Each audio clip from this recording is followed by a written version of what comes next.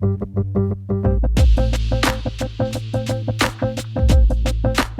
puts you back into child mode. You couldn't process it as a child because you didn't understand what was happening. So I didn't really know what I was opening up about. I'd never told anybody. I'd not told my husband of 26 years. I'd not told my best friends from all my life. I'd not told a single person. And that in itself was quite difficult. Hey everyone, and welcome back to Master Your Life Beyond the Boardroom. I'm your podcast host, Luke Beastall, and this is actually officially the first recording. I'm going to put it out there for 2026, and I'm so excited to have a female entrepreneur on our show today. Her name is Angela Hodgson. She is a high performance team strategist, and we're going to delve into her story, her background, when actually, if you was to go back in time, which we're going to go back in time, you'd look from the outside and go, you've got everything that you could ever wish for.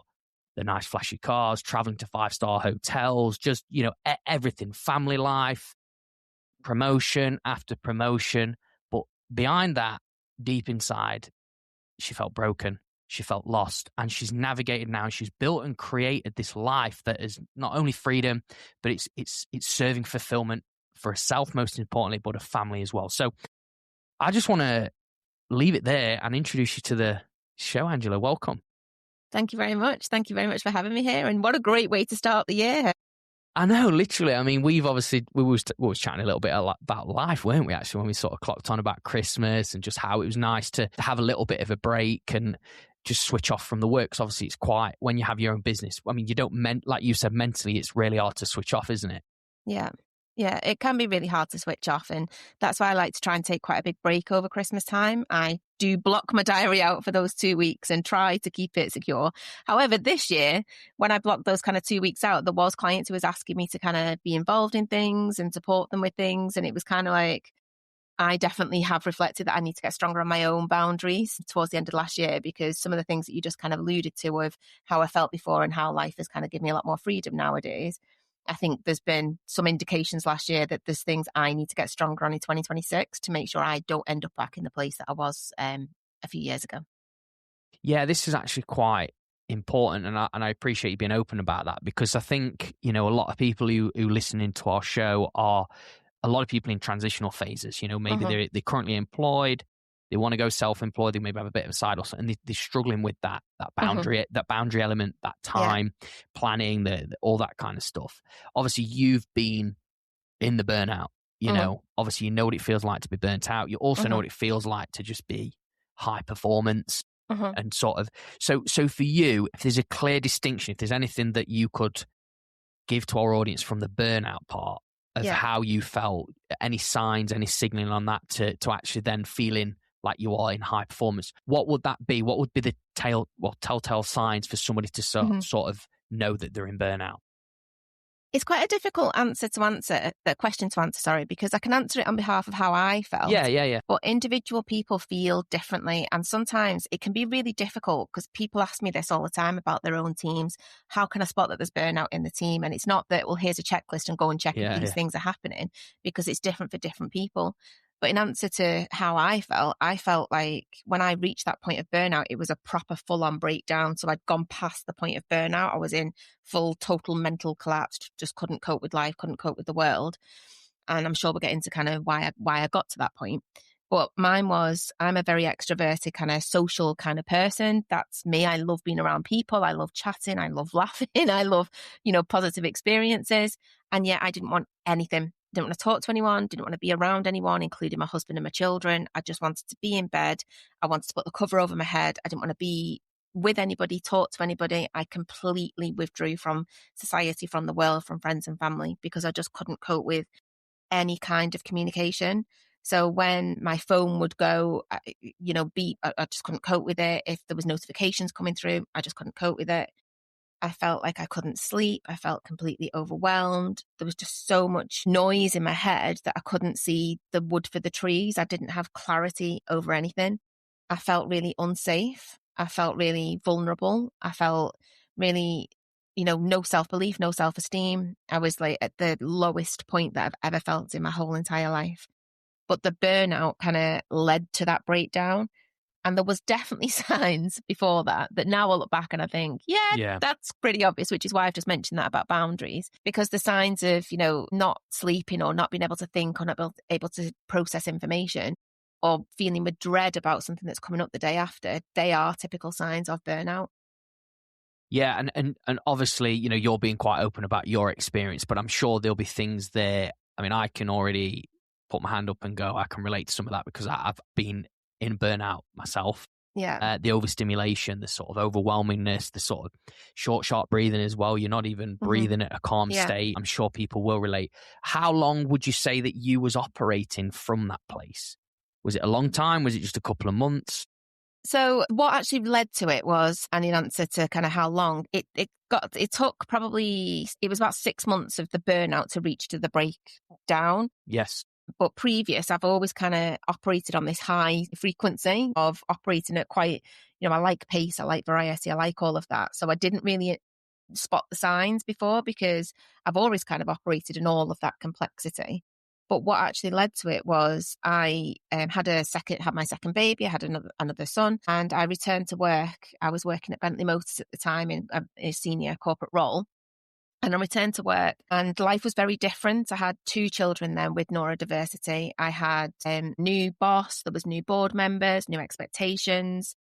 There was a lot of complexity left behind in my team from the person who covered my maternity leave. They'd kind of changed a lot of things and damaged quite a lot of relationships. And then I was sent to Barcelona. So I used to run big product launch events and we were launching this new car. And in Barcelona, I think I had about 50 staff and there was probably about 300 delegates who were there. And then the Barcelona riots happened. So it was the dispute between Catalonia and Barcelona. I think it's about independence of Catalonia. And it was horrific. There was, bombs, there was these terrorist people, there was like knives and guns and all these explosions. And this was happening outside of our hotel. And I had delegates who were stuck outside and couldn't get back in. I had staff who were looking at me for what we're supposed to do about this, Angela. And I'd returned to work 6 weeks before that after maternity leave. And I'm kind of like, oh, well, I've got to be in big boss mode. This is quite a difference to singing nursery rhymes. So I kind of masked how I felt inside to be that leader and to support people and to support their mental health and them to feel safe, masked all of that. And then I ran back to HQ to ask for support and they told me to protect the product because we had millions of pounds worth of Bentley cars, but there was nothing about the people or the team. So I'm trying to keep morale high, trying to keep people safe, trying to work with the local police, trying to look at where these riots are happening, trying to reroute delegates and all sorts of complexity. And it was the first point where I felt like I'm totally on my own here. I'm in this corporate role and everything's changed around me.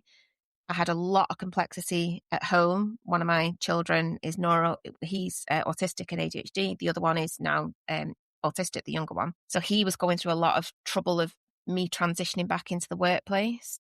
I had a friend who committed suicide. I had another friend who died. I had a brother who was stuck in a war zone. And then COVID happened. So all of that happened over a 6-month period. And there was just more and more and more instability in my life, in my personal life and in my professional life. And all of that was what led to burnout, breakdown. So I'm just sort of it's admirable, obviously, what you've sort of shared there about the position you was in, how you was feeling at that time, obviously juggling so much. You sort of came back into this environment where, you had a lot going on. And for you to have the courage to ask for help from your employer at the time and for them to turn around and say, Angela, just protect the product. That must have been a tough pill to swallow based on how you was feeling at that time. It definitely was. And it was just quite shocking, really, because I knew that the old version of Bentley that I'd left before I went on maternity leave, it wouldn't have been the case. It would have been a different response. So, it was new people. It was different. It was just different ways of working. And, I'm not saying anything was right or wrong about the different ways of working. It was just surprising and shocking. And when you've had quite a while out of the business, because I was off for 15 months on maternity leave because it's corporate, you get amazing packages. So I had 12 months maternity leave and then accrued 3 months holiday that I took. So it's a long time to be away and to return. And when you return to complexity and chaos and you're in the midst of it and you're trying to juggle and balance and deliver and all of that. And also I was trying to rebuild relationships with people because when I'd left, the person who took over my maternity leave, they did things very differently to me, and they unpicked a lot of the strategies that I put in place and made promises with my team that, that they get promotions and stuff that they just couldn't get. It just wasn't available. And then kind of blamed me that they wasn't going to get those promotions and said that, oh, that's on Angela. And there was just a lot of things that was just quite shocking. And that was very difficult to deal with because I felt like I was on unstable ground then. I was having to relearn something that I've been in a role for 8 years at that point. And then I'm relearning what the business is and what's expected and what's the culture and who are these people and how can I navigate all of this and become, again, this high performing leader, but in a world, in an environment that's very, very different to what I left. Yeah, I mean, I can't even begin. Obviously, people have to sort of be in that moment, see it how it is. But for me, hearing it, obviously, I've had conversations on this show with a lot of sort of corporate people. And, I know obviously you've had a lot of good things to say about it. But I think just the element of, you're in this fast pace, like you say, you like the chaos, you like the speed. Then you've slowed down and been so present as a mummy for like 15 months. Obviously, you've had a good deal. And then to come back and try and become this, like what you said, this high performance leader again, but then not feel as supported as you once did. Then this, I guess, for you started revving up this burnout and this sort of holding in your emotions. I mean, how did that, because obviously, you've, like you said, you had a challenge at home with the kids, being neurodivergent. Did that sort of come home with you, or did you sort of turn it off? How did you find that sort of change? Because obviously you're sort of not feeling supported there, but then you're trying to go home and talk about it. Yeah, I'd just love to know that dynamic as well. Well, I didn't talk about it. So my coping mechanism was just to try and still be this amazing mum, this amazing wife, this amazing leader at work, try and be amazing to everybody. So I just went into ultimate people pleasing mode, and I went into ultimate giving every breath I took to everybody else. So when they talk about, when you're on the aeroplane and they always say put your own oxygen mask on first before giving to others, I never did that. I gave everybody everything, and then I put myself at the absolute bottom of that list.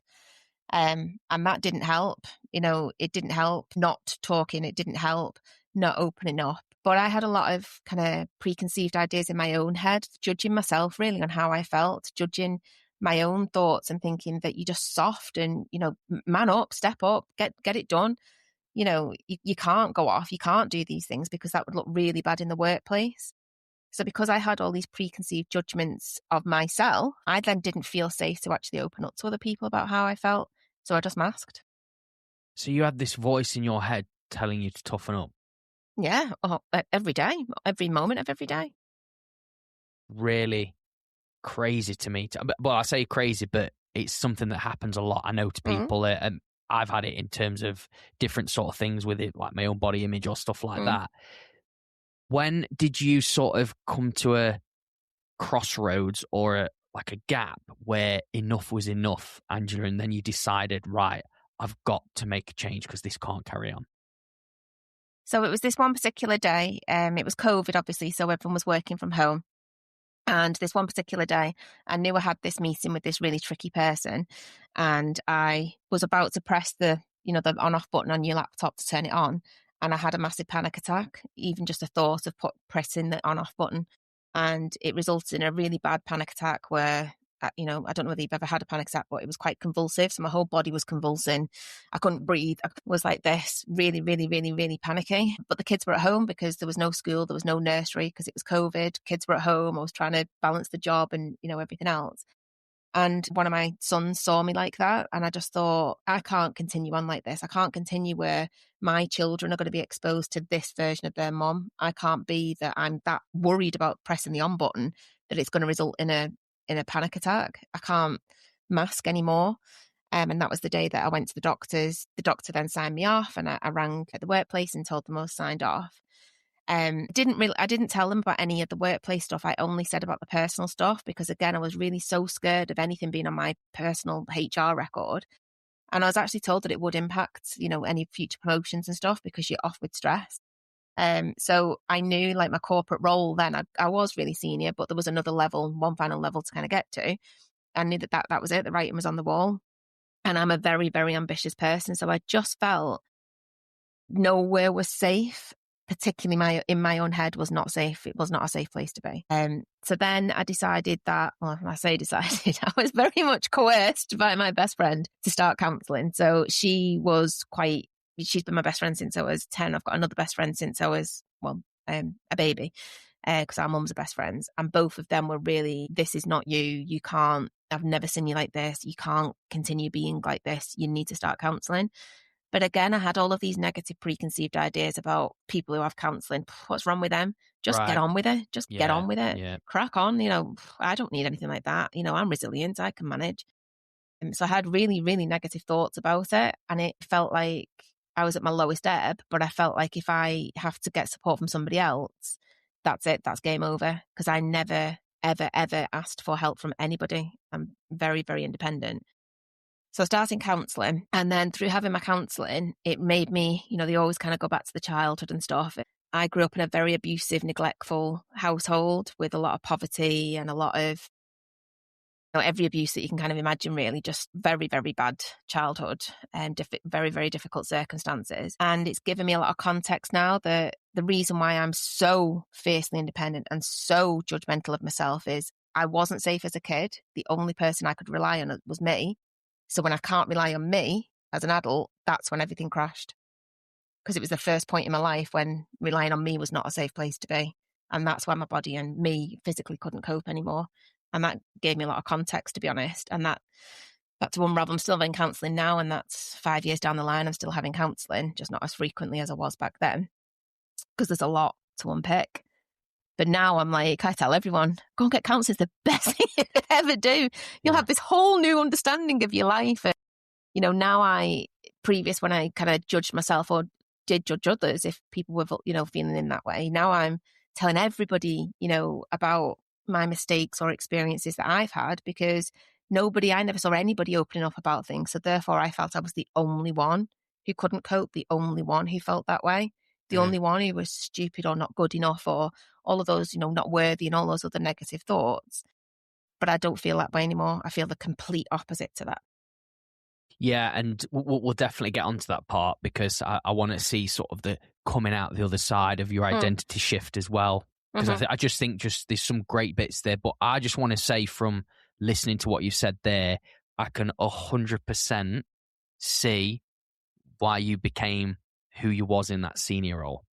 As in that hunger to, I don't know whether, and honestly, correct me if I'm wrong, I don't know whether you were sort of like trying to prove a point from where you was in childhood of like maybe not having everything, such as like money or abundance, but you then had that hunger and that fight inside you to say, I can do this, but I can do this on my own. I can show, I'm an independent, strong woman, leader role.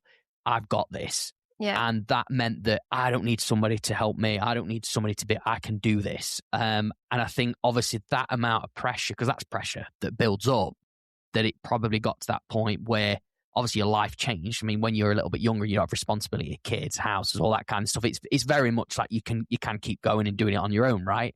But this sort of changed when all these things started to come in. And then it started weighing down on you. That's when I guess this sort of light bulb, this insight from even a friend. I mean, that's so amazing that your best friend picked that out and actually told you, listen, I will walk you to that door. I will literally take you into that count. You've got to do this. That's really great, because sometimes when you're so in the rat race, the hamster wheel, treadmill, whatever you want to call it, you're not seeing clearly. And for somebody externally, like who's close to you, to say that, I just think is amazing. And I just love how you shared that, because I'm not saying I've been in an exact similar place, but I get it. And I also know that it's so freeing and relieving when you have somebody that you can open up to and they hear you and they hold that space and understand. Yeah, 100%. And had it not been for them, I wouldn't have ever gone. And therefore I wouldn't be where I am today. But it's with them and then my incredible husband, who's like, unbelievable, of him. We've been together since I was 17. So we've been together for 26 years. So he knows me inside and out. Yeah. But he didn't recognize or know that version of me either. And he didn't really know what to do best to support me.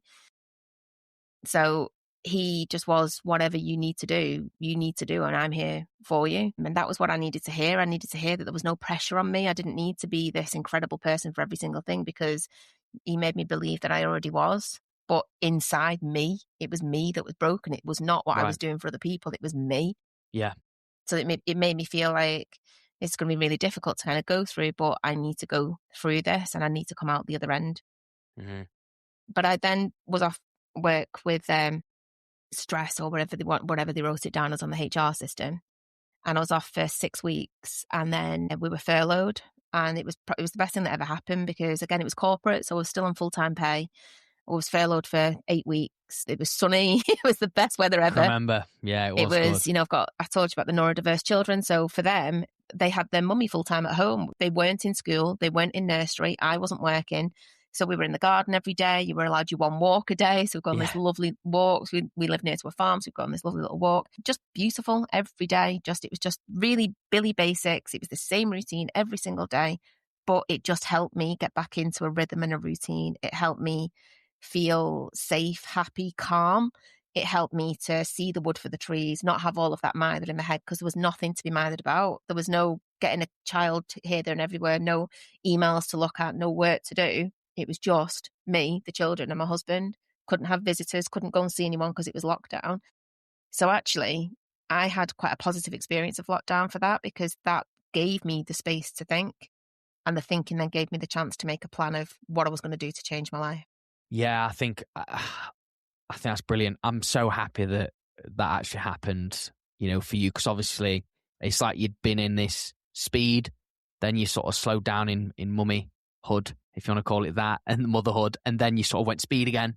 And then obviously COVID slowed us down. I think how you then got those moments again, so revisiting back being a full-time mummy and being outdoors in nature, and obviously weather's great, how that had played such a big impact on your mental state to then, I guess, in a way, it brought clarity to the table.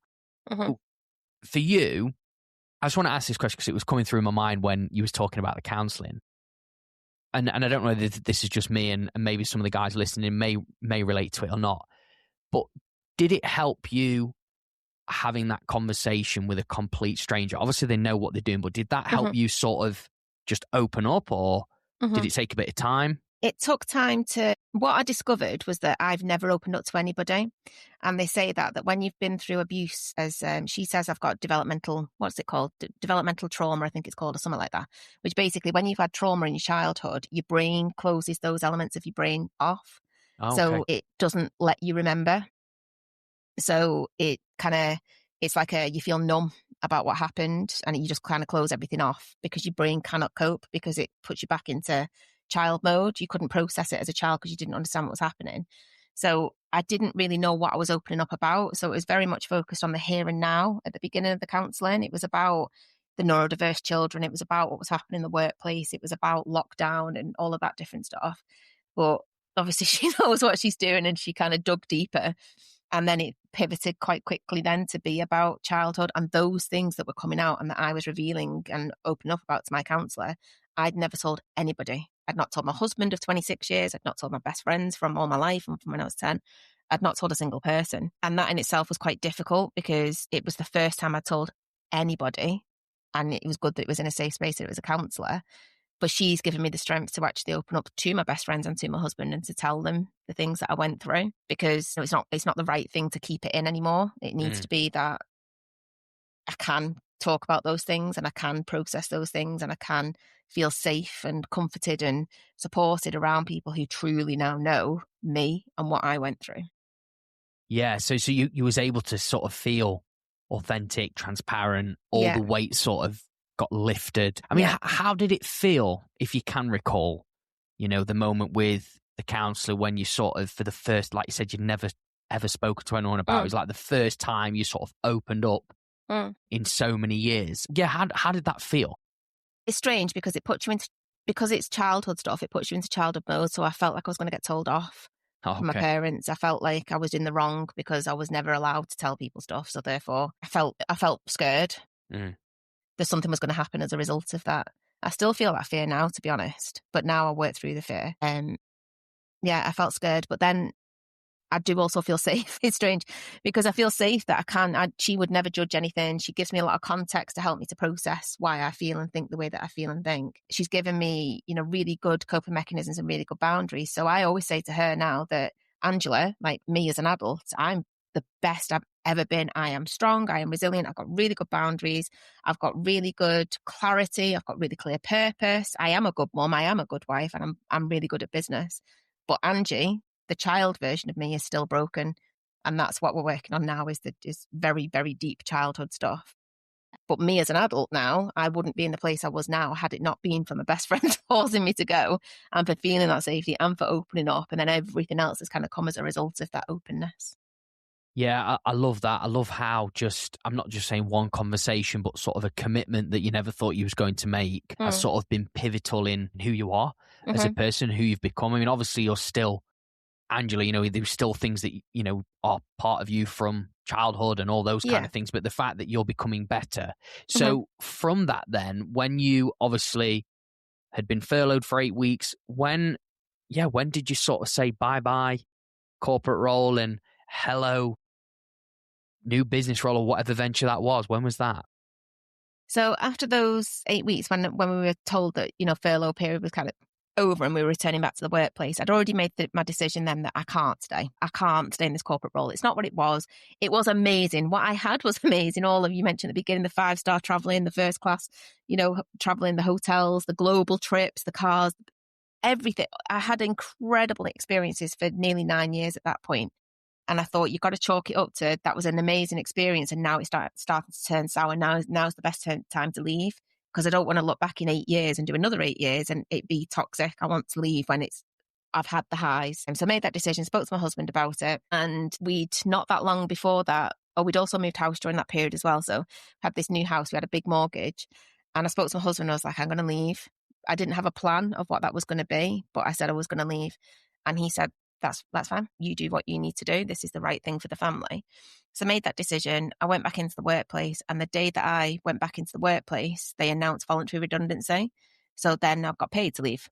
So it was like, the universe was speaking, the universe was protecting me and ready. So then everybody got these letters. There's 4,000 staff. They wanted 1,000 to leave. Everybody got the letters to let them know how much you get for your voluntary redundancy. And my package was really good because I was senior. I've been there a long time. And that gave me, money to do what I wanted to do. And before I'd been at Bentley, I had my own business. So I had my own business, I think from the age of about 25, something like that. I did that for 4 years.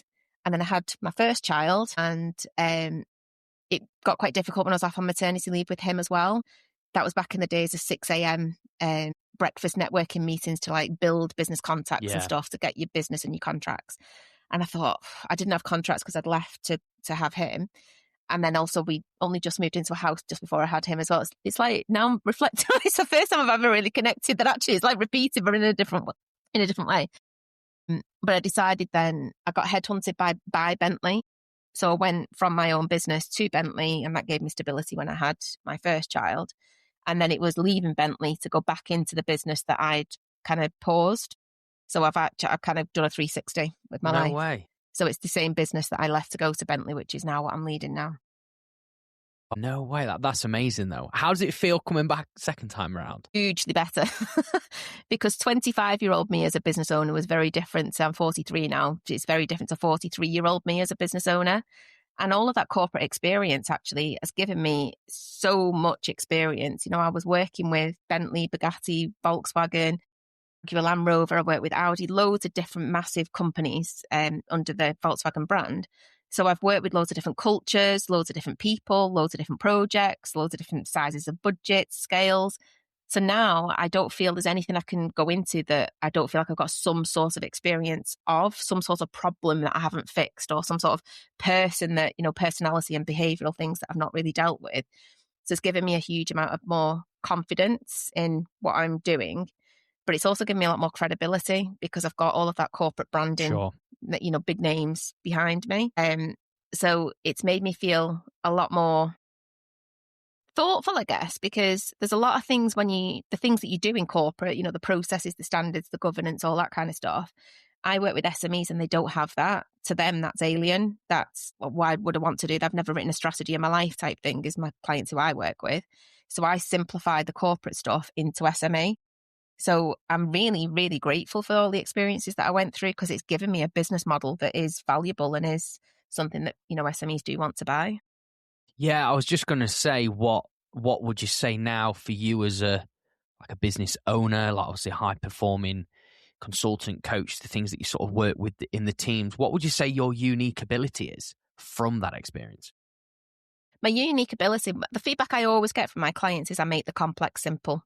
Nice. So they'll have an idea in their head of a strategy they want to do or a team that's broken and they just don't know why. I've tried everything. And they'll say, I always get things like that. I couldn't have tried harder. I couldn't have been clearer. All of these type of things that people say. And then I'll say, okay, but what I'm seeing is this, this, and this. And they'll go, oh. And then I'll say, what we need to do is this, this, and this. Yeah. Okay. Well, how do we do that? And I'll say this, this, and this. And like, oh my God. So the feedback I always get is I spot patterns and I spot things that they don't see because I see a lot of kind of things happen and I can diagnose it quite quickly because of my 20 years experience. But I can also make the complex simple in terms of giving them the confidence and the energy and the tools and the methods and the training and the mindset to believe that they can achieve those incredible things. And I'll be there to partner them along that way. Yeah, but I mean, your energy comes across anyway in such a high frequency, like you've said. That'll show as well. Like even probably them having a conversation with you, they'll just be like, "Yeah, I believe it." In a way, obviously, especially when you simplify it down. I mean, I'm sure you've heard of the saying. I mean, I heard this in a performance environment actually because I used to work with a performance coach. Simple scales, fancy fails. Oh, I've heard simplicity scales, complexity fails. I've heard a similar version of that. Yeah. That's probably where they got it from and then just like twisted it. But no, it's so true though as well. And I think just how you've obviously gathered that experience, your life sort of work, and now you've transitioned it into being this strategist, working to help people with high performance. What would you say is sort of the big bottleneck that you see in these businesses that actually stop them from growing to their full potential? The owner themselves. So what I see is a lot of business owners who set up a business, were really inspired, loved doing whatever it was that they were doing, and now the business is draining them. Now, what's on the shop floor, the shop window, what, publicly is on their websites and on their social media is like all fancy and is amazing. It looks that, this incredible thing. But behind closed doors, that person's feeling like they're not energized. They're not got the joy in doing that stuff anymore. They've got all these different ideas, but now it's too complex to try and put those ideas into place. And there's too many people who just wouldn't be bothered or would be resistant. So I see it as the owner or the leaders themselves are the biggest bottleneck. That it's a lot of things that either they need to think differently, they need to empower, or they need to learn new skills to scale the business because it's got to a certain size. And now they've never reached that upper, they've gone to 10 million. Now they want to go to 20, but they've never done that before. They don't know how to do that. So it's helping them to work in a different way. So I developed this methodology called the Team Success System, which is a framework. It's kind of a plug and play and it's a proven methodology I've used with loads of different clients. And it helps them to free up their own time so that they can focus on growing the business and helps them to put systemized methods in place that work really well for all the teams to boost that energy, boost that capability, and give the owner and the leadership team the joy back in their workplace and in their experiences. Yeah, and I like that. And what I like about it as well is the team element. So obviously, yes, you've spoken there just then about starting with the business owner. Obviously, he's the one that started, but then you've brought in the team. So obviously, it is a team game. It's obviously the business owner's probably exhausted probably because they haven't necessarily got structure in place for the team to play off or roles, responsibilities, whatever it may be. Yeah. And obviously, you've crafted a system around that to help that sort of move forward. So for you, obviously, you're now. Are you a solo business owner or have you got a team? So my husband and I own the business full time. So we're both full time in the business. And then we have an outsourced team that we use. So we work with associates and then also an outsourced team. So we've got really great people who we work with who support us with different clients in different things. And we're growing. Last year was our best year. And a lot of business owners really struggled last year. But because I've got strong partnerships with universities and with government bodies and with other industry bodies, I've got really good relationships with a lot of people, quite extensively with a lot of SMEs through the universities and programs that I'm on. So I've got a very healthy, strong pipeline. I've got really good referrals from people because I've worked with them for a long time.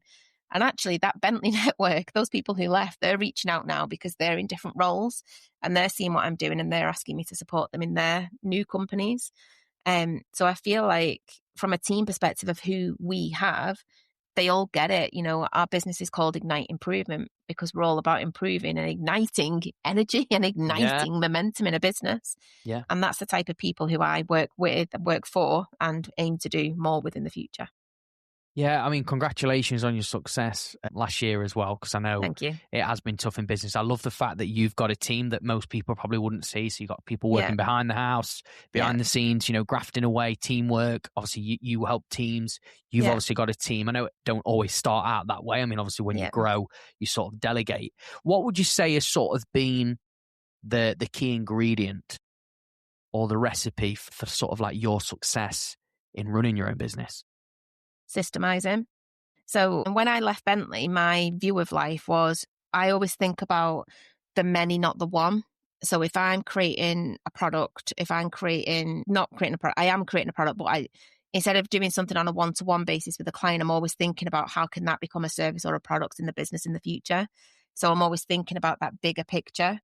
I've had the luxury, really, the privilege of being able to pilot quite a lot of things with quite a lot of businesses in different industries. Because I work with a government program and I got that opportunity to work with, I think I worked with about 50 SMEs over a 4-year period. And that gave me the opportunity to really, you know, fast fail, trial things, test it, refine it, and then commercialize it. So all of that, I think, is what has been the successful ingredients is testing, trying and listening. So really listening to what my clients are saying to me, really observing what is happening in the workplace. What are these trends? I do something called a cultural assessment. So I'll get the voice of every employee in the client that I'm working with. And that gives me a lot of insights into what people love and don't love about SMEs. And they tend to be very similar things that come up. So when I see them, I can commercialize and productize solutions around them. That's amazing. And I love the feedback element as well. I think obviously people say like failure is feedback, but actually there's a loop here where you've obviously gone out, you've tested. I think that's something that, you know, people who's listening today, you know, who's maybe wanting to start their business or get it off the ground, just even hearing you say that 50 businesses, you tested it, you trialed it, you got people to actually voice something back to you. So you knew how you could refine it.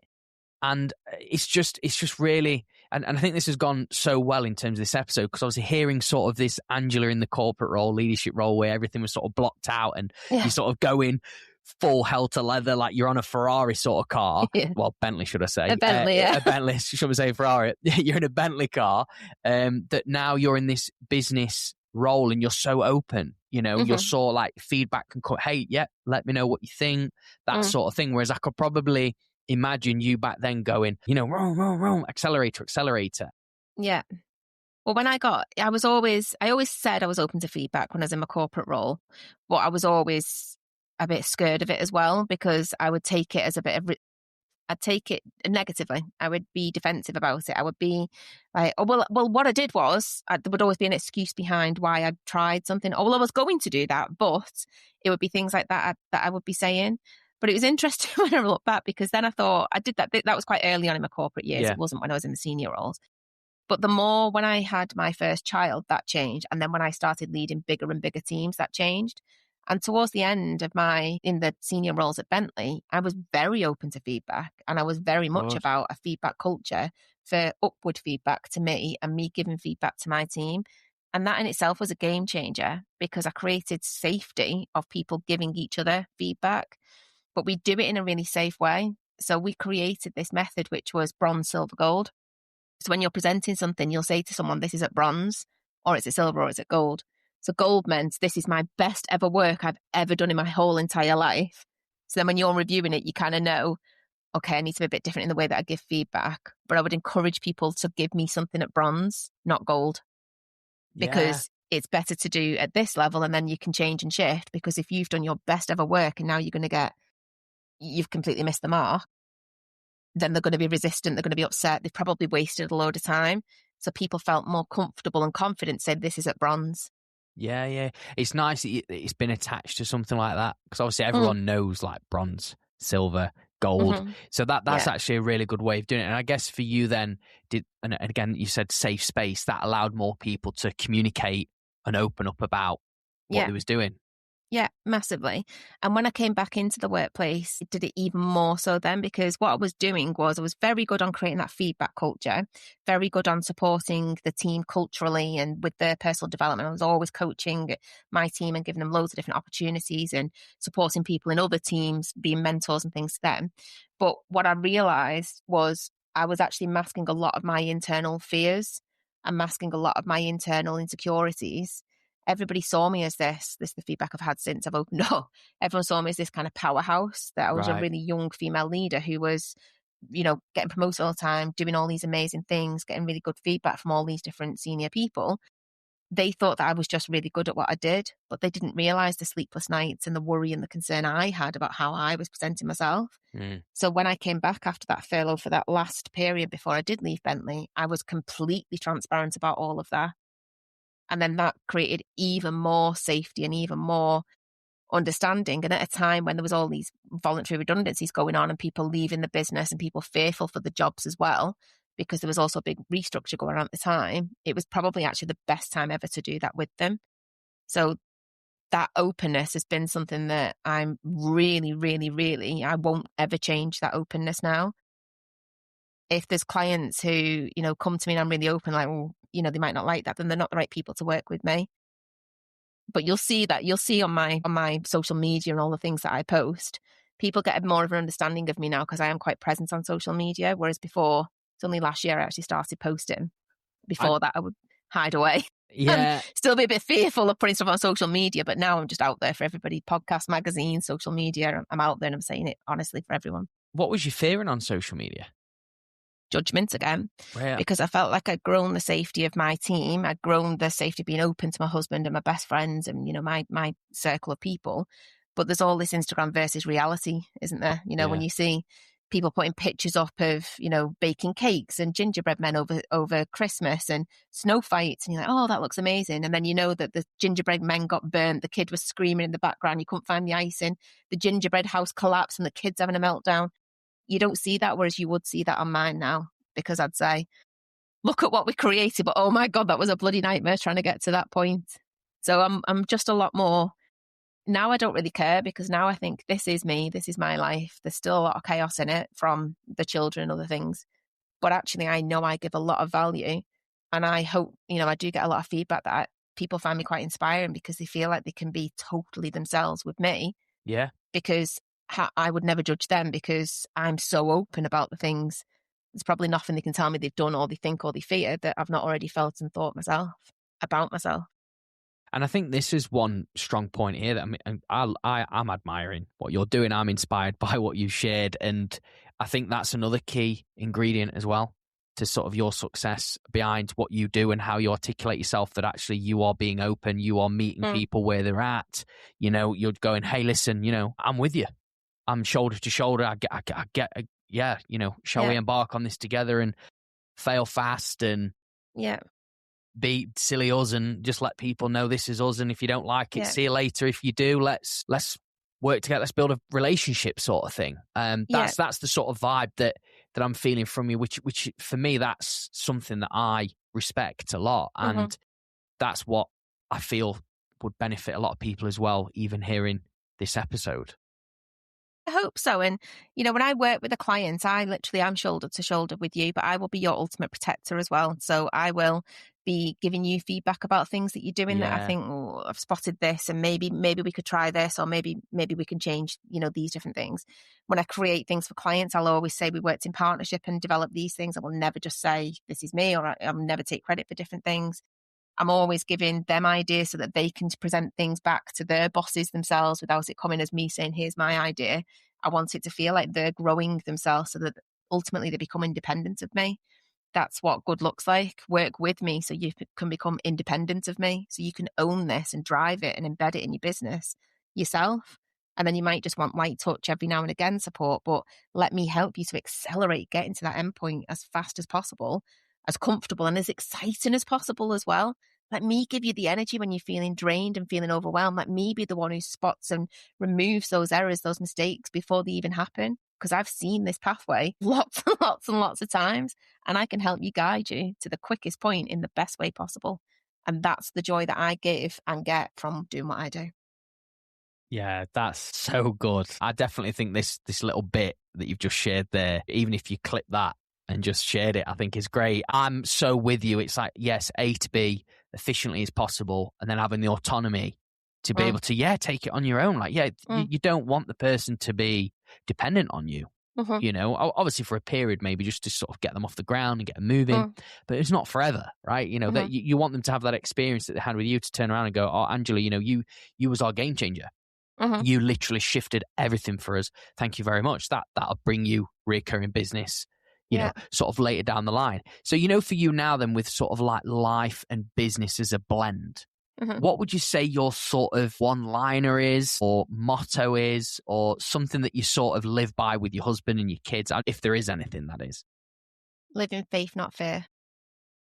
Nice. I like and that. I've literally got it tattooed on me. And the reason why I've got that tattooed on me is when I was going through all of that in the Bentley period, I had a lot of fear of the unknown and fear of what could happen, and fear I'm not good enough, and self-confidence issues and all that type of stuff. And I just on repeat kept saying, live in faith, not fear. So if you live in faith, you believe, you hope, you can see something, you can cling on to those little tiny quick wins and think, I'm on the right path, I believe in myself. But if you live in fear, you're never going to try. And if you don't try, you're going to be stuck in the status quo. And life will not change because you sit in the status quo. You've got to grab life, and you've got to be the one to make something change. Don't sit in blame mode. Don't look at other people with jealousy. Get a grip and do something, because you can do it. Everybody has got incredible things about themselves. You've got to find what that is, believe in yourself and do it. And that's living faith, not fear.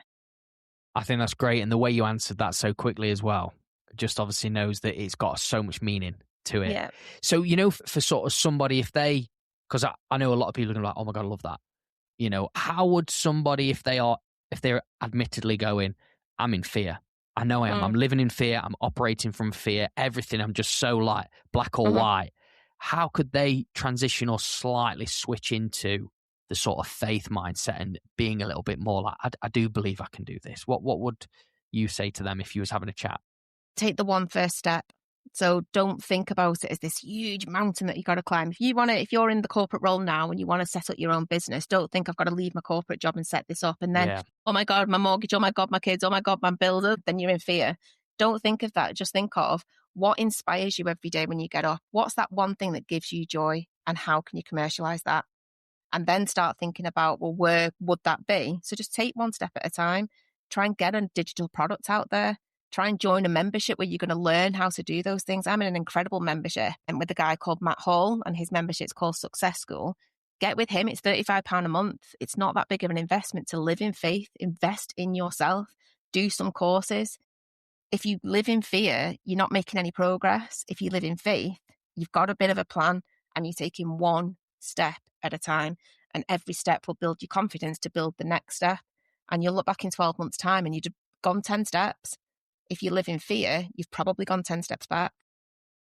Yeah, I think that's great. And I think as well, where you're saying the one step at a time, great piece of advice. I think the other thing that you sort of shared there, which I think is going to be quite enlightening and insightful for the guys listening, is environment, right? You know, obviously you've just made an investment into a community, a network of people that are living in faith. So, you know, you've made that commitment. You're going, look, it's only £35 a month, you know, for you to just be a bit more around that energy, you know, rather than maybe at the minute having a look at who you're surrounding yourself with, the conversation that you're having day to day. Is that more the fear or is that more the faith? And they'll probably come to a clear conclusion on that. I think the people thing is a really interesting bit about community. Last year, I invested a lot of money, tens of thousands of pounds, on entering new communities, new membership groups with fellow business owners and entrepreneurs, and learning different things. Because last year I was setting up the online side of my business. So developing an accelerator course that I trialed and tested towards the end of last year. And I'm going to launch it in March, which is very exciting. But to do that, I had to learn a load of stuff. And that was a big living faith, not fear, because I was investing a lot of money, a lot of time, a lot of energy whilst running my business at the same time. And there was a lot of fear around that. But even just this week, I did all of that last year, tried it, tested it, it's ready to launch in March.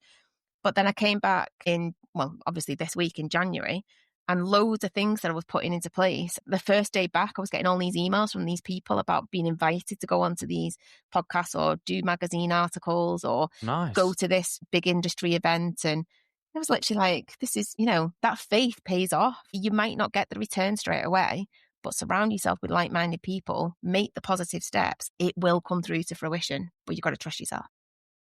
Yeah, I think that's great. And do you know what? Just how you've shared about, I can't wait to see the course come out. I mean, obviously this will go live in Feb, so people will be able to sort of keep the eyes peeled on that. Just the fact that you've tried and tested everything, this is all piecing together quite well with sort of your episode, how it's gone about with just going for it, taking risks. You're not alone, be yourself. Don't just jump the gun and go 100 miles an hour, take those baby steps. It's a great sort of way. And obviously, we are sort of getting towards, unfortunately, I know we had a bit of a tech issue earlier on, but we are getting towards the end of this episode, which I know we could have powered through it for another 2 hours. But just, this is a question I love to ask every single guest, and it's going to be really great to hear sort of your perception on this. Angela, what does mastering your life mean to you? I would say mastering your life means intention. And what I mean by that is you're intentionally doing things with your life. You're intentionally investing your time, your money, your energy. You're intentionally setting your goals and doing things towards your goals. Mastering your life is that you look around you and you're surrounded by beautiful people who bring you joy. If you look around your life and you're surrounded by people who think, oh my God, I've got to go and meet my Auntie Nora for coffee, or I've got to go to that meeting, or I've got to go to the gym, then that's not mastering your life, because there's elements that you're allowing to stay in your life that is not giving you joy. So intentionality is what I think is mastering your life. Oh, I love that. I think that's a really good. I've not actually come across, out of over 100 odd episodes, I've not had that intention piece yet from mastering life. Yeah, so that's what's unique to you. So thank you so much for sharing that. Obviously, this has been a very great episode. Like, I've really enjoyed actually sitting on the other side, listening to your story. If anybody's sort of listening in, watching this back, Angela would love to connect with you. We will put it all in the show notes. But where's the best place for them to sort of connect with you?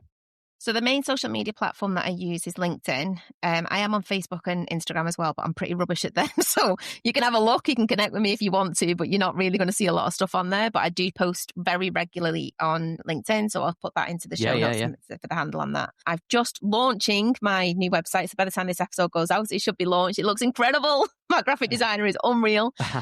So again, I'll put that in the show notes, and that's got like video testimonials from different clients that I've worked with. It talks about the different services that we offer. It's got all sorts of different bits and pieces. In there's links to free resources, which I'll also give you some links to. So what I would recommend for anyone who's listened to this and thought, oh, actually, I'm not sure if my team are ready for me to make changes, or are my team high performing or are they not? I've got a free quiz. It literally takes 5 minutes to do. In that, it will give you a score, and then it will email you the peak performance playbook. So that will give you loads of handy hints and tips. So a little gift for the listeners to access that and get some key insights to help them actually make intentional steps for changing things about their team, changing things about their future. Well, thank you for that. That'll be actually really useful. So we'll get that in there. Well, look, final thing from myself hosting this episode, Angela, it's been a pleasure to have you on our show, and I'm really excited to see how things go with your new course. And it's been amazing. So thank you for your time. Perfect. Thank you so much, Luke. I've really enjoyed the conversation.